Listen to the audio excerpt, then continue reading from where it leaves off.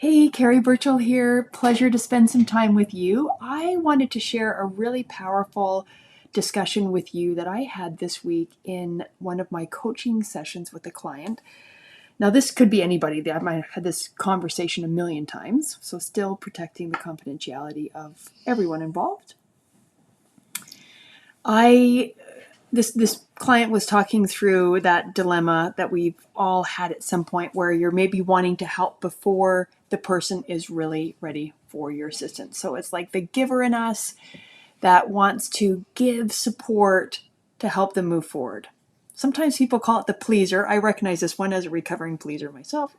True. And sometimes dip into that for sure, especially when I'm stressed. I can be the pleaser. Or maybe it's just this intentionality of what I'm doing comes from a good place. So it's going to be perceived like it's a gift or like it's pleasing to somebody.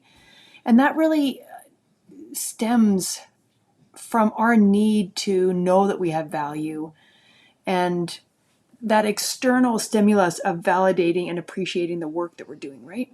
So, how do we sort of slow down to go fast when we think through our work to really recognize internally how we bring value to the world, to the work you're doing, to whatever it is, so that this sort of knee-jerk behavior to please or to give or to maybe suffocate someone in kindness isn't really there as much. So, for example, I remember as a leader, administrator in a middle school in Canada, where things would be like a little tense with a department that I was working with, or something didn't land really well with a teacher. I might have been holding them accountable.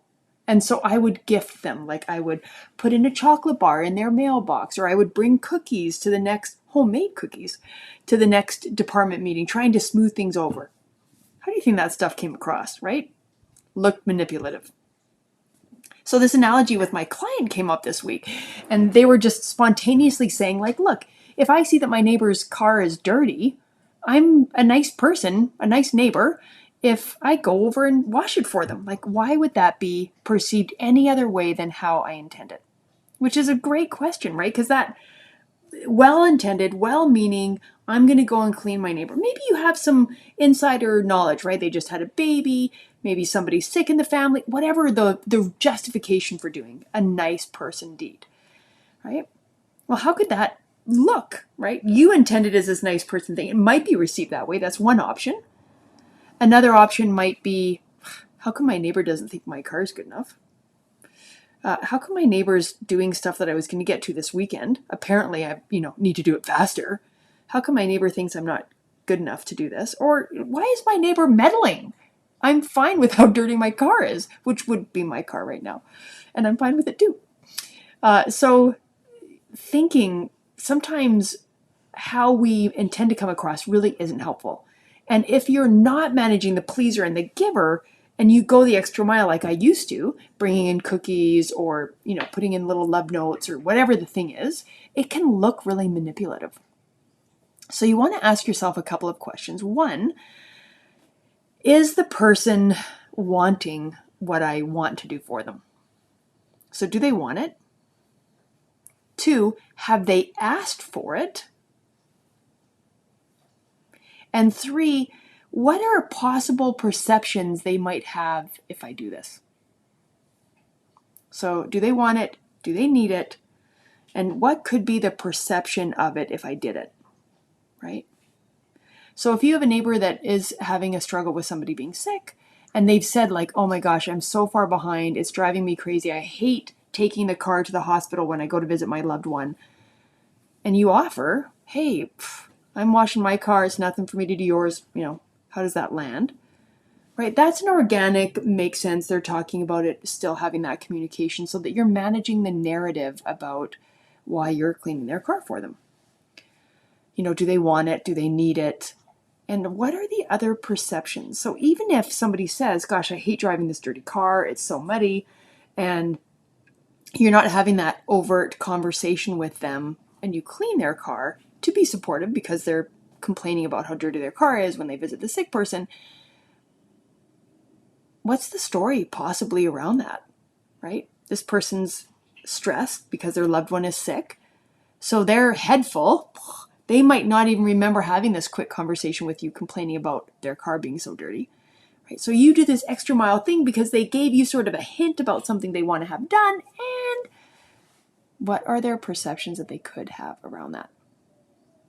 So we sort of see this disconnection in my client work popping up in different places because COVID has been so isolating. Some of our social prowess has diminished as people live in isolation or do more of these virtual meetings like we're doing now. Thank you for watching.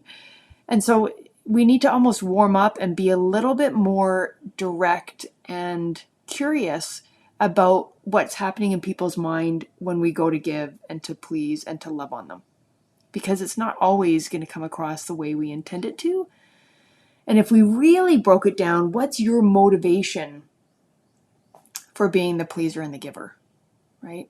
How much of that is, it feels good for everybody to sort of know you have a place in the world and you're making a difference.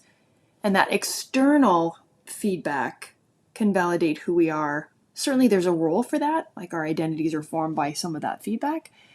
More importantly, though, in your work as leaders and in leadership, that validation needs to come from inside you first. So what's your true motive for being the pleaser and the giver? Right? Back in the day, when this would kick in for me, I definitely was looking for that external validation. I was a new leader. I wasn't sure if my style was right. I was trying to make everybody happy, like not the right motivators to be the pleaser and the giver. And so it didn't always land well. Right?